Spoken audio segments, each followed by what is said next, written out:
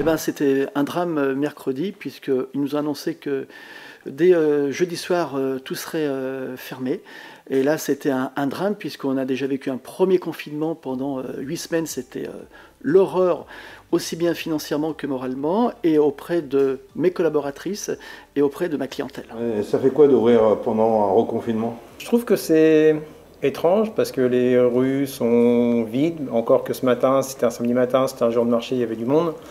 Et puis je trouve que c'est important d'apporter un service à nos clients ou les gens qui sont embêtés avec leurs lunettes pour un réglage, pour commander des lentilles, voilà. C'est un petit peu effectivement la compensation de ne pas pouvoir aller ailleurs et voilà. Un petit peu de réchauffement entre nous, on va dire, un petit peu d'échange et voilà. Là actuellement, beaucoup de presse ou des mots croisés ou des mots fléchés effectivement pour s'occuper en restant chez eux, voilà. Je pense que c'est difficile pour les commerçants, mais en même temps, c'est-à-dire on a une épidémie. C'est vrai que pour moi, c'est pas normal que certaines grandes surfaces soient ouvertes et que des commerçants soient fermés. Eh bien, les gens sont vraiment révoltés, puisque notre profession, pendant ces 8 semaines de confinement, chaque soir aux 20 h, il y avait toujours un sujet sur le coiffeur, comme quoi le coiffeur était indispensable pour le bien-être des Français. Et malheureusement, on s'aperçoit que 7 mois après, on recommence exactement pareil, on n'a pas avancé d'un cheveu, et ça c'est dramatique, puisqu'on voit qu'on a vraiment affaire à des incapables. Notre profession est en berne.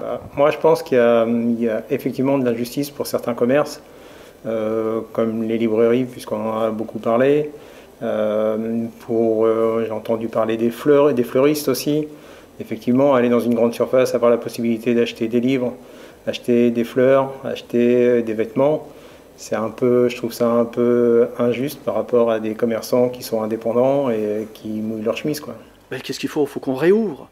On ne veut pas revivre un confinement. Je peux vous assurer qu'on est prêt à réouvrir très rapidement. Pour ou contre, on va réouvrir, puisqu'on ne peut pas prendre les gens en excellente santé en otage pour des gens qui sont malades. On le sait, les chiffres, on les connaît, c'est 36 000 décès sur un espace de 7 mois. Écoutez, le tabac fait 77 000 morts par an depuis des décennies. Les bureaux de tabac sont ouverts, les gens continuent à fumer et tout va pas si mal que ça. Donc, si l'État français n'a pas été en mesure de comprendre ce premier alerte de cette pandémie, c'est qu'on a vraiment affaire à des incapables.